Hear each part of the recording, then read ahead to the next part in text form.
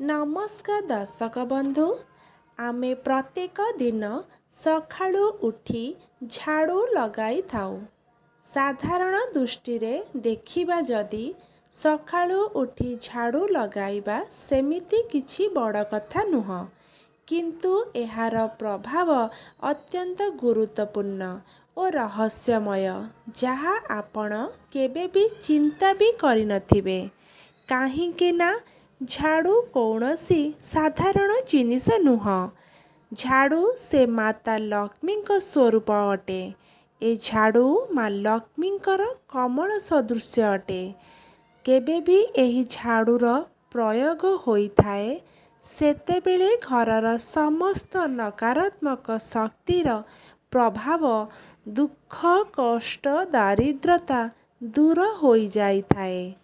किंतु जदि एही झाड़ू भूल समय रे लगा जाए तेबे माँ लक्ष्मी रुष्ट होइथांती। बंधुगण, आपण माने देखिथिबे अनेक लोक सकाळु उठु उठु घर को झाड़ू लगाई देइथांती।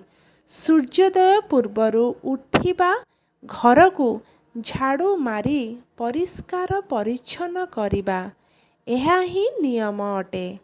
सेमाने एहा भाबिथांती ओ सेमाने भाबंती एही नियम को तो आमे पालन करुछु, किंतु बंधुगण एहिठारे ही सेमाने भूल करिथांती।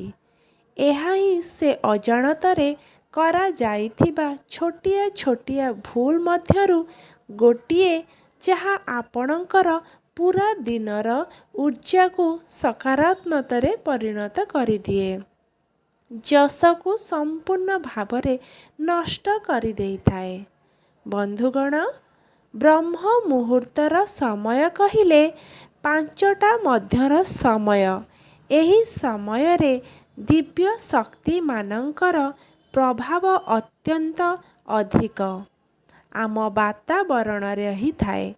शास्त्र अनुसारे एही समय रे अर्थात एही ब्रह्म मुहूर्त रे झाड़ू मारिबा, पोछा मारिबा जमारू भी शुभ नुह।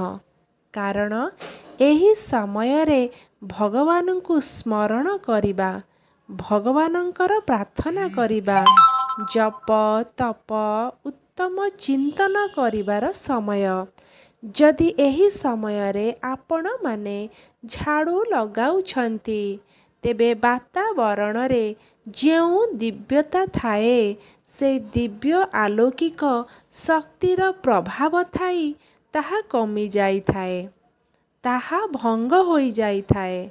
भगवानंकर स्मरण करिबा समय रे, प्रार्थना करिबा समय रे, चिंतन करिबा समय रे जदि झाड़ू मरा जाए तेबे जानन्तु घरर सुखर समृद्धि उन्नति धीरे धीरे कम हेबाकू लागिथाए। काहींकि ना ब्रह्म मुहूर्त एपरी एक समय जेउ समय रे स्वयं माँ लक्ष्मी घर को गमन करिथांती। जदि सेही समय रे आपण माने झाड़ू लगाउछंती तेबे स्वयं माँ लक्ष्मी कहिबे, आरे मु तो घर को एबे आसीथिली, तू मते झाड़ू मारी विदा करिदेलु। बंधुगण, शास्त्र कहती सूर्य उदय हेबा पूर्वरु नुह, सूर्य उदय हेबा परे ही घरे झाड़ू लगाइबा उचित। जेतेबेले सूर्य उदय होइथांती तांकर किरण द्वारा जेतेबेले समग्र धरित्री प्रकाशित होई जाती सेई समय रे ही घरर शुद्धिकरण करिबार समय। सेई समय रे घरे झाड़ू लगाइबा घर को सुख शांति समृद्धि आनी थाए।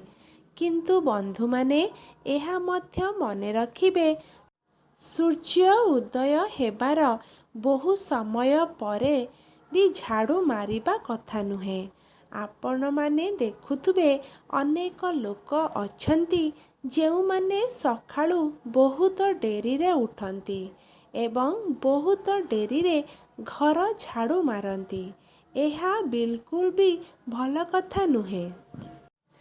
ଏମିତି କରିବା ଦ୍ୱାରା ଆପଣମାନେ ଯେତେ ବି ପରିଶ୍ରମ କରନ୍ତୁ, ଯେତେ ବି ଭଲ କାମ କରନ୍ତୁ, ଯାହା କଲେ ବି ଆପଣଙ୍କ ଘରର ମଙ୍ଗଳ, ଘରର ଉନ୍ନତି କେବେ ବି ହୋଇନଥାଏ।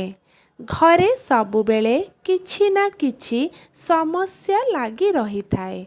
ତେଣୁ ବନ୍ଧୁମାନେ, ଝାଡ଼ୁ ମାରିବାର ସବୁଠାରୁ ଉତ୍ତମ ସମୟ ହେଉଛି ସକାଳ 6ଟାରୁ 8ଟା ମଧ୍ୟରେ। ଏହି ସମୟରେ ଝାଡ଼ୁ ଲଗାଇବା ଦ୍ୱାରା ଘରର ନକାରାତ୍ମକ ଶକ୍ତି ଦୂର ହୋଇଥାଏ। ସକାରାତ୍ମକ ଶକ୍ତିର ସଞ୍ଚାର ଘରକୁ ହୋଇଥାଏ। ମାତା ଲକ୍ଷ୍ମୀ ଘରେ ସ୍ଥାୟୀ ରୂପରେ ବାସ କରିଥାନ୍ତି। କିନ୍ତୁ ଆପଣ ଯଦି ସକାଳ 8ଟା ପରେ ଝାଡ଼ୁ ଲଗାଉଛନ୍ତି, ତାହା ଆପଣଙ୍କ ଘରର ଉନ୍ନତିକୁ କମ୍ କରିଥାଏ। ଏବେ ମୋର ଭିଡ଼ିଓ ଦେଖୁଥିବା ପ୍ରତ୍ୟେକ ମା, ବାପା, ଭାଇ, ଭଉଣୀମାନେ, ଆପଣମାନଙ୍କୁ ନିଦ ଯଦି ବ୍ରହ୍ମ ମୁହୂର୍ତ୍ତରେ ଭାଙ୍ଗି ଯାଉଛି, ତେବେ ବହୁତ ଭଲ କଥା। ଆପଣମାନେ ଏ ସମୟରେ ଧ୍ୟାନ କରନ୍ତୁ, ଜପ କରନ୍ତୁ, ସ୍ନାନ କରନ୍ତୁ, ମା ବୃନ୍ଦାବତୀଙ୍କର ପୂଜା କରନ୍ତୁ।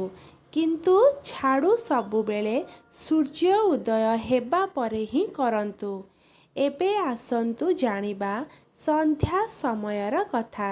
ତା ପୂର୍ବରୁ ଆପଣମାନେ ଯଦି ମୋ ଚ୍ୟାନେଲରେ ନୂଆ କରି ଆସିଛନ୍ତି, ଆପଣମାନଙ୍କୁ ବିନମ୍ର ଅନୁରୋଧ କରୁଛି, ଦୟାକରି ଚ୍ୟାନେଲକୁ ସବସ୍କ୍ରାଇବ୍ କରିଦିଅନ୍ତୁ। ପାଖରେ ଥିବା ବେଲ୍ ଆଇକନ୍କୁ କ୍ଲିକ୍ କରିନିଅନ୍ତୁ। ସନ୍ଧ୍ୟା ସମୟରେ ହେଉଛି ଭଗବାନ ଶିବ ଶଙ୍କର ଓ ମା ପାର୍ବତୀଙ୍କର ବ୍ରହ୍ମଣ କରିବାର ସମୟ। ଏହି ସମୟରେ ଠାକୁରଙ୍କ ପାଖରେ ସନ୍ଧ୍ୟା ଦୀପ ଜଳାଇ ଦିଅ। ଆଳତି କରାଯାଏ। ମା ବୃନ୍ଦାବତୀଙ୍କ ନିକଟରେ ଧୂପ ଦୀପ ପ୍ରଜ୍ୱଳନ କରାଯାଏ। ଏହି ସମୟରେ ଘରେ ଝାଡ଼ୁ ଲଗାଇବା ଅତ୍ୟନ୍ତ ଅଶୁଭ ଅଟେ ବୋଲି ଶାସ୍ତ୍ର କହନ୍ତି। ଶାସ୍ତ୍ର କହନ୍ତି, ସନ୍ଧ୍ୟା ସମୟରେ ଝାଡ଼ୁ ଲଗାନ୍ତୁ ନାହିଁ। ଯଦି ଆବଶ୍ୟକତା ଅଛି, ଘର ବହୁତ ଅପରିଷ୍କାର ହୋଇଯାଇଛି, ତେବେ ଆପଣମାନେ ସନ୍ଧ୍ୟା 4ଟା ପୂର୍ବରୁ ଆପଣମାନେ ଘରେ ଝାଡ଼ୁ ଲଗାଇ ପାରିବେ। କିନ୍ତୁ ସନ୍ଧ୍ୟା 6ଟା ପରେ କଦାପି ଝାଡ଼ୁ ଲଗାନ୍ତୁ ନାହିଁ। କାହିଁକି ନା ଏ ସମୟରେ ହିଁ ସୂର୍ଯ୍ୟଦେବ ଅସ୍ତ ହୋଇଥାନ୍ତି ଏବଂ ଦେବଗଣ ନିଜ ଲୋକଙ୍କୁ ପ୍ରତ୍ୟାବର୍ତ୍ତନ କରିଥାନ୍ତି। ଏ ସମୟରେ ଝାଡ଼ୁ ଲଗାଇବା ଅତ୍ୟନ୍ତ ଅଶୁଭ ହୋଇଥାଏ ଏବଂ ଦୁଃଖ ଦାରିଦ୍ର୍ୟତାକୁ ଆମନ୍ତ୍ରଣ କରିବା ସହ ସମାନ ହୋଇଥାଏ। ଆଉ ଗୋଟିଏ କଥା ମନେ ରଖିବେ, ସନ୍ଧ୍ୟା ସମୟରେ ଝାଡ଼ୁ ନ ଲଗାଇବା ସହ ଅନ୍ୟ କିଛି କାମ ମଧ୍ୟ ରହିଥିବା, ଯାହା ବିଲକୁଲ ବି କରିବା ଉଚିତ ନୁହଁ। ଯାହାକୁ କରିବା ଦ୍ୱାରା ମଧ୍ୟ ଘରର ଅମଙ୍ଗଳ ହୋଇଥାଏ। ଯେମିତିକି ସନ୍ଧ୍ୟା ସମୟରେ କେଶ ବା ଚୁଟିକୁ ମୁକୁଳା କରିବା କଥା ନୁହଁ କି କେଶରେ ତେଲ ଲଗାଇବା ଉଚିତ ନୁହଁ। ମୁଣ୍ଡ କୁଣ୍ଡାଇବା କଥା ନୁହଁ। ଘରର ଦ୍ୱାର ବନ୍ଧରେ ବସିବା ଉଚିତ ନୁହଁ। ସିନ୍ଦୂର ପିନ୍ଧିବା ଉଚିତ ନୁହଁ। ଏସବୁ କାମ ସନ୍ଧ୍ୟା ସମୟରେ ଆଦୌ କରିବା ଉଚିତ ନୁହଁ। ଏ ସମୟ ହେଉଛି ଶାନ୍ତ ମନରେ ଭଗବାନଙ୍କୁ ସ୍ମରଣ କରିବାର ସମୟ। ମା ପାର୍ବତୀ ଭ୍ରମଣ କରିବାର ସମୟ। ସେମାନେ ଯଦି ଆପଣଙ୍କୁ ଦେଖନ୍ତି ଏସବୁ କାମ କରିବାର, ସାଂସାରିକ ମୋହମାୟାରେ ପଡ଼ିବାର, ତେବେ ସେମାନେ ସେହି ସ୍ଥାନରୁ ଚାଲି ଯାଇଥାନ୍ତି। ଆଉ ଆପଣମାନେ ତ ଜାଣିଛନ୍ତି, ଯେଉଁ ସ୍ଥାନରେ ଭଗବାନ ନଥାନ୍ତି, ସେହି ସ୍ଥାନରେ ଦୁଷ୍ଟ ଶକ୍ତିର ପ୍ରଭାବ ରହିଥାଏ, ଯାହା ଫଳରେ ଅଶାନ୍ତି, କଳହ, ଦାରିଦ୍ର୍ୟତା ଘରେ ଦେଖାଯାଏ। ତେଣୁ ବନ୍ଧୁମାନେ ସନ୍ଧ୍ୟା ସମୟରେ ଆପଣମାନେ ଭଗବାନଙ୍କର ନାମ ସ୍ମରଣ କରନ୍ତୁ, ପ୍ରାର୍ଥନା କରନ୍ତୁ, ଗୀତା ଭାଗବତ ରାମାୟଣ ପଢ଼ନ୍ତୁ। କିଛି ବୁଝନ୍ତୁ ବା ନ ବୁଝନ୍ତୁ କିଛି କଥା ନାହିଁ, କିଛି ପଢ଼ନ୍ତୁ। ଦେଖିବେ ଏହି ପବିତ୍ର ଧାର୍ମିକ ଗ୍ରନ୍ଥ ପଢ଼ିବା ଦ୍ୱାରା ତା'ର ଉତ୍ତମ ପ୍ରଭାବ ଆପଣଙ୍କ ଜୀବନରେ ପଡ଼ିବାକୁ ଲାଗିବ। ଆପଣଙ୍କ ଜୀବନ ସମ୍ପୂର୍ଣ୍ଣ ଭାବରେ ପରିବର୍ତ୍ତନ ହୋଇଯିବ। ପିଲାମାନଙ୍କୁ ପ୍ରାର୍ଥନା କରିବା ପାଇଁ କୁହନ୍ତୁ। ଆପଣଙ୍କ ଘରେ ଯେଉଁ ଗୁରୁଜନମାନେ ରହିଛନ୍ତି, ବାପା ମା, ସେମାନଙ୍କୁ ଗୀତା ଭାଗବତ ଆଦି ପବିତ୍ର ଗ୍ରନ୍ଥ ପଢ଼ିବା ପାଇଁ କୁହନ୍ତୁ, ଶୁଣିବା ପାଇଁ କୁହନ୍ତୁ। ଦେଖିବେ ଆପଣଙ୍କ ଜୀବନରେ ଚାଲୁଥିବା ସମସ୍ତ ସମସ୍ୟା ବହୁତ ଜଲ୍ଦି ଦୂର ହୋଇଯିବ। ଆଉ ଗୋଟିଏ ଗୁରୁତ୍ୱପୂର୍ଣ୍ଣ କଥା, ସନ୍ଧ୍ୟା ସମୟରେ ଘରୁ କାହାକୁ ଟଙ୍କା ପଇସା ବା ଅନ୍ୟ କିଛି ଜିନିଷ ଦିଅନ୍ତୁ ନାହିଁ। ଯଦି ଦେବାର ଅଛି ତେବେ ଆପଣମାନେ ସନ୍ଧ୍ୟା ପୂର୍ବରୁ ବା ସନ୍ଧ୍ୟା ପରେ ବା ରାତି ସମୟରେ ଆପଣମାନେ ଦେଇପାରିବେ। କିନ୍ତୁ ସନ୍ଧ୍ୟା ସମୟରେ ବିଲକୁଲ ବି କେବେ କାହାକୁ କିଛି ବି ଜିନିଷ ଦେବେ ନାହିଁ। କାରଣ ସନ୍ଧ୍ୟା ସମୟରେ ଅନ୍ୟକୁ କିଛି ଦେବା ଦ୍ୱାରା ମାତା ଲକ୍ଷ୍ମୀଙ୍କର ଆଶୀର୍ବାଦ କମିଯାଇଥାଏ, ଯାହାଦ୍ୱାରା ଘରର ସୁଖ ଶାନ୍ତି ସମୃଦ୍ଧି ମଧ୍ୟ କମିବାକୁ କମିଯାଇଥାଏ। ବନ୍ଧୁମାନେ ଝାଡ଼ୁ ସହ ଜଡ଼ିତ କିଛି ଅନ୍ୟ କଥା ଆସନ୍ତୁ ଜାଣିବା। ବନ୍ଧୁମାନେ ଝାଡ଼ୁ କୌଣସି ସାଧାରଣ ଜିନିଷ ନୁହଁ। ଝାଡ଼ୁ ମାତା ଲକ୍ଷ୍ମୀଙ୍କ ସ୍ୱରୂପ ଅଟେ। ଏହାକୁ ସବୁବେଳେ ଠିକ୍ ସ୍ଥାନରେ ଭଲ ଭାବରେ ରଖିବା ଉଚିତ। ଭାଙ୍ଗି ଯାଇଥିବା ବା ଛୋଟ ହୋଇଯାଇଥିବା ଝାଡ଼ୁରେ ଘରକୁ ଓଳାଇବା ଉଚିତ ନୁହଁ। ଭାଙ୍ଗି ଯାଇଥିବା ଝାଡ଼ୁ ଅର୍ଥାତ୍ ଭାଙ୍ଗି ଯାଇଥିବା ସୌଭାଗ୍ୟ ସହ ସମାନ ହୋଇଥାଏ।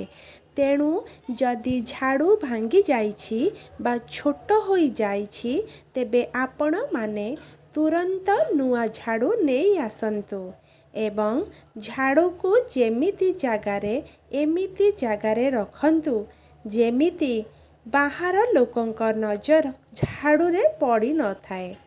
କାରଣ ଗୋଡ଼ ନ ବାଜେ ଝାଡ଼ୁରେ ଆପଣଙ୍କ ହଲ୍ରେ କିମ୍ବା ବେଡ଼ରୁମ୍ରେ ବା କିଚେନ୍ରେ ଝାଡ଼ୁକୁ ରଖନ୍ତୁ ନାହିଁ।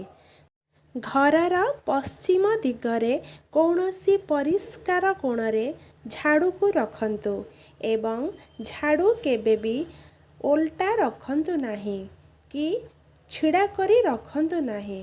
ଝାଡ଼ୁକୁ ସବୁବେଳେ ଶୁଆଇ ସମ୍ମାନ ପୂର୍ବକ ରଖନ୍ତୁ। କାହିଁକି ନା ଝାଡ଼ୁ ଘରର ଲକ୍ଷ୍ମୀ ସଦୃଶ ଅଟେ। ଏହାକୁ ସବୁବେଳେ ଯତ୍ନର ସହ ରଖନ୍ତୁ। ବନ୍ଧୁମାନେ ଆପଣମାନେ ଦେଖିଥିବେ ଅନେକ ଲୋକ ନିଜ ଘରର ପୁରୁଣା ଝାଡ଼ୁକୁ ଯେକୌଣସି ଦିନ ଯେକୌଣସି ଜାଗାରେ ଫୋପାଡ଼ି ଦେଇଥାନ୍ତି।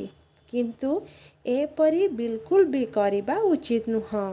ପୁରୁଣା ଝାଡ଼ୁକୁ ଯେକୌଣସି ବି ଦିନ ଯେକୌଣସି ଜାଗାରେ ଫିଙ୍ଗିବା ବିଲକୁଲ ବି ଉଚିତ ନୁହଁ। ବନ୍ଧୁମାନେ ଶାସ୍ତ୍ରରେ ବର୍ଣ୍ଣିତ ଅଛି, ଶନିବାର କିମ୍ବା ଅମାବାସ୍ୟା ଦିନ ପୁରୁଣା ଝାଡ଼ୁକୁ ଆପଣମାନେ ପରିବର୍ତ୍ତନ କରିପାରିବେ, ନୂଆ ଝାଡ଼ୁ ଆଣିପାରିବେ ବା ଲକ୍ଷ୍ମୀଙ୍କର ଆହ୍ୱାନ କରିପାରିବେ। ଏପରି କରିବା ଦ୍ୱାରା ଘରେ ସକାରାତ୍ମକ ବଢ଼ିଥାଏ, ଘରକୁ ସୁଖ ସମୃଦ୍ଧି ଆସିଥାଏ। ଝାଡ଼ୁ ମାରିବା ପରେ ଘରକୁ ପୋଛିବା ବି ଏମିତି ଗୋଟିଏ କାମ ଯାହା ଘରର ପବିତ୍ରତାକୁ ବଢ଼ାଇଥାଏ। କିନ୍ତୁ ଏହା ମଧ୍ୟ ସମୟ ଏବଂ ବିଧି ରହିଛି। ସକାଳ ସମୟରେ ଘର ପୋଛିବା ଅତ୍ୟନ୍ତ ଶୁଭ ଅଟେ। ଘର ପୋଛୁଥିବା ପାଣିରେ ଲୁଣ ପକାଇ ଘରକୁ ପୋଛିବା ଦ୍ୱାରା ଘରେ ନକାରାତ୍ମକ ଦୂର ହୋଇଥାଏ। 12ଟା ପରେ ଘର ପୋଛନ୍ତୁ ନାହିଁ। ବାରଟା ପରେ ଘର ପୋଛିବା ଦ୍ୱାରା ଘରର ସକାରାତ୍ମକ କମି ଯାଇଥାଏ। ତେଣୁ ଆପଣମାନେ ଯଦି ଖାଲି ପାଣିରେ ପୋଛୁଛନ୍ତି ତେବେ କିଛି କଥା ନାହିଁ। ଆପଣମାନେ 12ଟା ପରେ ବି କିନ୍ତୁ ଚେଷ୍ଟା କରିବେ ଦ୍ୱିପହର ପୂର୍ବରୁ ଆପଣମାନେ ଏସବୁ କାମ ସମାପ୍ତ କରିବା ପାଇଁ। ଗୁରୁବାର ଏବଂ ଏକାଦଶୀ ଦିନ ଘରକୁ ପୋଛିବା ଶୁଭ ହୋଇନଥାଏ, କାରଣ ଏହି ଦୁଇ ଦିନ ଭଗବାନ ଶ୍ରୀହରି ବିଷ୍ଣୁ ଓ ମାତା ଲକ୍ଷ୍ମୀଙ୍କର ଉପାସନା କରିବାର ଦିନ। ଏହି ଦୁଇ ଦିନ ଘର ପୋଛିବା ଶୁଭ ହୋଇନଥାଏ। ବନ୍ଧୁମାନେ, ଆଉ ଗୋଟିଏ ଅତ୍ୟନ୍ତ ମହତ୍ତ୍ୱପୂର୍ଣ୍ଣ କଥା ମନେ ରଖନ୍ତୁ। ଯଦି ଆପଣଙ୍କ ଘରେ ଅସୁବିଧା ଲାଗି ରହୁଛି, ଆର୍ଥିକ ସମସ୍ୟା ସବୁବେଳେ ଦେଖାଯାଉଛି, କୌଣସି କାମ ହେଉନାହିଁ, ଅଳ୍ପ ଅଳ୍ପକେ ରହିଯାଉଛି, ଆପଣମାନେ ବୁଝିନିଅନ୍ତୁ ତାର କାରଣ ଅନ୍ୟ କିଛି ବି ନୁହଁ। ତାର କାରଣ ହେଉଛି ଆପଣଙ୍କର କର୍ମ। ଉଦୟ ହେବା ପୂର୍ବରୁ ସୂର୍ଯ୍ୟ ଉଦୟ ହେବା ପୂର୍ବରୁ ଝାଡ଼ୁ ଲଗାଇବା, ସୂର୍ଯ୍ୟ ଅସ୍ତ ହେବା ପରେ ଝାଡ଼ୁ ଲଗାଇବା, ଭାଙ୍ଗି ଯାଇଥିବା ବା ଛୋଟ ହୋଇଯାଇଥିବା ଝାଡ଼ୁରେ ଝାଡ଼ୁ କରିବା ନାହିଁ। ମାତା ଲକ୍ଷ୍ମୀଙ୍କର ଅପମାନ ହୋଇଥାଏ, ତାଙ୍କର ଅନାଦର ହୋଇଥାଏ। ମାତା ଲକ୍ଷ୍ମୀଙ୍କ ଅନାଦର କରିବାର ଅର୍ଥ ହିଁ ଦୁଃଖ, କଷ୍ଟ, ଦାରିଦ୍ର୍ୟ। କିନ୍ତୁ ଯେଉଁ ଘରେ ଯେଉଁମାନେ ସବୁ ଏସବୁ ନିୟମକୁ ମାନିଥାନ୍ତି, ପାଳନ କରିଥାନ୍ତି, ତାଙ୍କ ଜୀବନରେ ବି କୌଣସି ସମସ୍ୟା ଆସିନଥାଏ। ମାତା ଲକ୍ଷ୍ମୀ ସର୍ବଦା ତାଙ୍କର ସୁରକ୍ଷା କରିବା ସହ ତାଙ୍କ ଘରେ ସ୍ଥାୟୀ ରୂପରେ ବାସ କରିଥାନ୍ତି। ତେଣୁ ଭିଡ଼ିଓ ଦେଖୁଥିବା ପ୍ରତ୍ୟେକ ମା' ବାପା, ଭାଇ ଭଉଣୀମାନଙ୍କୁ ଅନୁରୋଧ କରୁଛି, ଆପଣମାନେ ଆଜିଠାରୁ ଝାଡ଼ୁକୁ ଏଣେ ତେଣେ ପକାନ୍ତୁ ନାହିଁ, ଏଣେ ତେଣେ ଫୋପାଡ଼ନ୍ତୁ ନାହିଁ। ସୂର୍ଯ୍ୟ ଉଦୟ ପୂର୍ବରୁ ବା ସୂର୍ଯ୍ୟ ଅସ୍ତ ହେବା ପରେ ଝାଡ଼ୁ କରନ୍ତୁ ନାହିଁ କିମ୍ବା ଭାଙ୍ଗି ଯାଇଥିବା ଝାଡ଼ୁରେ ଘରକୁ ଓଳାନ୍ତୁ ନାହିଁ। ଆପଣମାନେ ଏସବୁ ନିୟମ କରିବା ପ୍ରାରମ୍ଭ କରିଦିଅନ୍ତୁ। ଆପଣଙ୍କ ଘରର ସମୃଦ୍ଧି ମଧ୍ୟ ଆରମ୍ଭ ହୋଇଯିବ। ଏହା ସହ ନିଜର କର୍ମ, ନିଜର କଷ୍ଟଦାୟକୁ ଠିକ୍ କରନ୍ତୁ। ଆପଣଙ୍କ ଆଖପାଖରେ ଥିବା ଦୁଃଖୀ ରଙ୍କୀଙ୍କୁ ନିଜ ସାମର୍ଥ୍ୟ ଅନୁସାରେ ସାହାଯ୍ୟ କରନ୍ତୁ। ଗୁରୁ ଗୁରୁଜନମାନଙ୍କୁ ଉପଯୁକ୍ତ ବ୍ୟବହାର କରନ୍ତୁ। ଘରର ନାରୀମାନଙ୍କ ସହ ଉତ୍ତମ ବ୍ୟବହାର କରନ୍ତୁ। ଦେଖିବେ ମା ଲକ୍ଷ୍ମୀ ଆପଣଙ୍କ ଘରେ ସ୍ଥାୟୀ ରୂପରେ ବାସ କରିବେ। କେବେ ବି ଆପଣଙ୍କର କୌଣସି ପ୍ରକାରର ସମସ୍ୟା ହେବ ନାହିଁ। ଆପଣଙ୍କ ଘର ସମୃଦ୍ଧି ହେବ। ଆଶା କରୁଛି ବନ୍ଧୁମାନେ ଭିଡ଼ିଓଟି ଆପଣମାନଙ୍କୁ ଭଲ ଲାଗିଥିବ। ଭିଡ଼ିଓଟିକୁ ଲାଇକ୍ କରିବେ, ସେୟାର କରିବେ, ଚ୍ୟାନେଲଟିକୁ ସବସ୍କ୍ରାଇବ୍ କରିବା ସହ କମେଣ୍ଟରେ ଜୟ ମା ଲକ୍ଷ୍ମୀ ଲେଖିଦିଅନ୍ତୁ। ଧନ୍ୟବାଦ।